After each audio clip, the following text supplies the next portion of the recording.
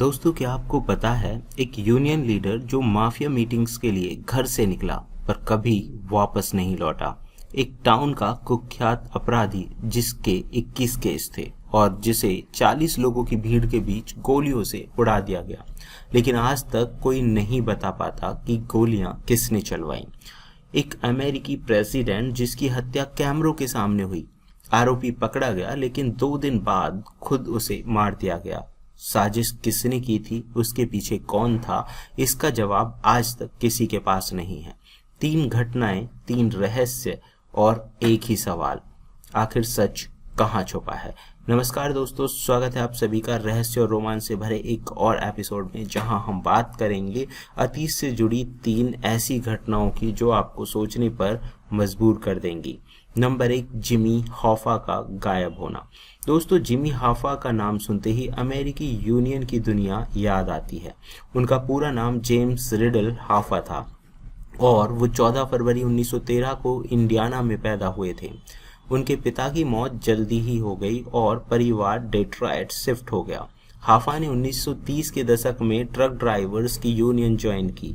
1957 से 1971 तक international brotherhood of टीमस्टर्स का जनरल प्रेसिडेंट रहे। इस दौरान यूनियन की मेंबरशिप 2 मिलियन से ज़्यादा हो गई, लेकिन हॉफा पर ऑर्गेनाइज्ड क्राइम से लिंक के आरोप लगे। 1964 में उन्हें ज्यूरी टैंपरिंग, ब्राइबरी और फ्रॉड के लिए कन्विक्ट किया गया और 1967 में 13 साल की सजा शुरू हुई। 1971 में प्रेसिडेंट रिचर्ड निक्सन ने उनकी सजा को कम कर दिया, लेकिन शर्त यह थी कि 1980 तक यूनियन एक्टिविटीज से दूर रहें। हॉफा फिर भी यूनियन में वापसी की कोशिश कर रहे थे। 30 जुलाई 1975 को वो डेट्रॉयट के पास ब्लूमफील्ड टाउनशिप में माचुस रेड फॉक्स रेस्टोरेंट के पार्किंग लॉट में पहुंचे।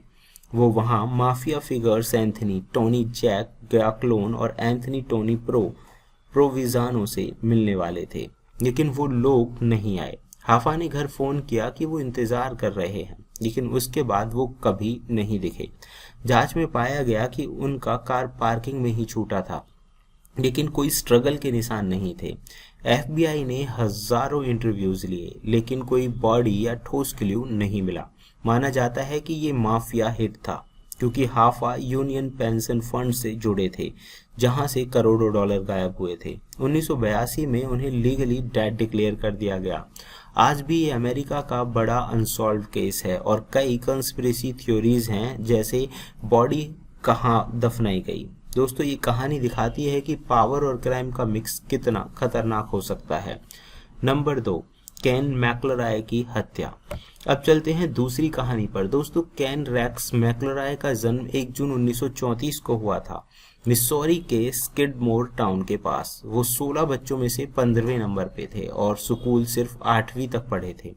केन टाउन का बुली था जो सालों से लोगों को डराता था। वो लाइव स्टॉक चोरी, बर्गर, आर्सन, असॉल्ट, रेप और चाइल्ड मॉलस्टेशन जैसे क्राइम्स में इन्वॉल्व था। उसे 21 बार चार्ज किया गया, लेकिन हर बार गवाहों को डराकर बच जाता था, जैसे उनके घर के बाहर ट्रक पार्क करके। 1970 के दशक में वो ट्रेना मैकलाउड नाम की 14 साल की लड़की से मिला, जो बाद में उनकी पत्नी बनी। 1980 में एक छोटी सी बात पर वो लोकल ग्रोसर वोवेन कैंप से लड़ पड़ा। केन ने वो को शॉटगन से गर्दन में गोली मारी, लेकिन वो बच गए।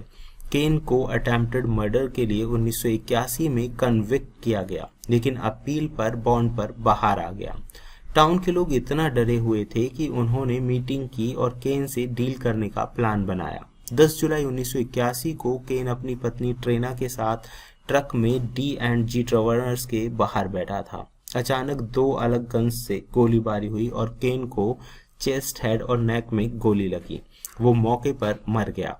वहां 30 से 46 लोग थे, लेकिन किसी ने भी शूटर को आइडेंटिफाई नहीं किया। ट्रेना ने भी कहा कि वो नहीं देख पाई। कोई एम्बुलेंस नहीं बुलाई गई, DNA चार्ज नहीं किए और फेडरल जांच में भी कुछ नहीं निकला। टाउन के लोग कहते थे कि उसे मारना जरूरी था। आज भी ये केस अनसॉल्व्ड है और स्किडमोर के लोग साइलेंस रखते हैं। एक किताब इन ब्रॉड डेलाइट और फिल्म भी बनी है। दोस्तों, ये दिखाता है कि जब कानून फेल होता है तो लोग क्या कर सकते हैं। नंबर 3, JFK की हत्या। दोस्तों अब आखिरी घटना जो दुनिया की सबसे बड़ी कॉन्स्पिरेसी थ्योरीज में से एक है। जॉन एफ कैनेडी अमेरिका के 35वें प्रेसिडेंट 22 नवंबर 1963 को डलास टेक्सास में मार दिए गए। वो 46 साल के थे। उस दिन वो अपनी पत्नी जैकलीन, टेक्सास गवर्नर जॉन कोनाली और उनकी पत्नी नेली के साथ ओपन कार में मोटरकेड में थे। ये कैंपेन ट्रिप था। दोपहर 12:30 बजे जब कार डिली प्लाजा से गुजर रही थी, टेक्सास स्कूल बुक डिपॉजिटरी से गोलियां चली। कैनेडी को गर्दन और सिर में गोली लगी और वो जैकलीन की तरफ झुक गए। गवर्नर कोनाली को भी चेस्ट, बैक और थाई में गोली लगी, लेकिन वो बच गए। एक बायस्टैंडर जेम्स टैग को भी मामूली चोट लगी। कार को पार्कलैंड मेमोरियल हॉस्पिटल ले जाया गया, जहां 1 बजे कैनेडी को डेड डिक्लेयर कर दिया गया। ली हार्वी ओसवाल्ड, एक पूर्व यूएस मरीन को गिरफ्तार किया गया। वो बुक डिपॉजिटरी में काम करता था और 6ठी मंजिल से फायर किया गया था। हथियार था 6.5 mm इटालियन कारकेना राइफल। ओसवाल्ड ने पुलिस ऑफिसर जेडी टिफिट को भी मार दिया था। 2 दिन बाद 24 नवंबर को जैक रूबी नाम के नाइट क्लब ऑनर ने ओसवाल्ड को लाइव टीवी पर शूट कर दिया।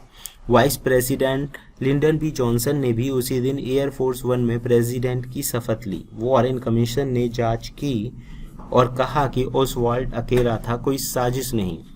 लेकिन कई कंस्पिरेसी थ्योरीज हैं, जैसे CIA, माफिया या क्यूबा का हाथ।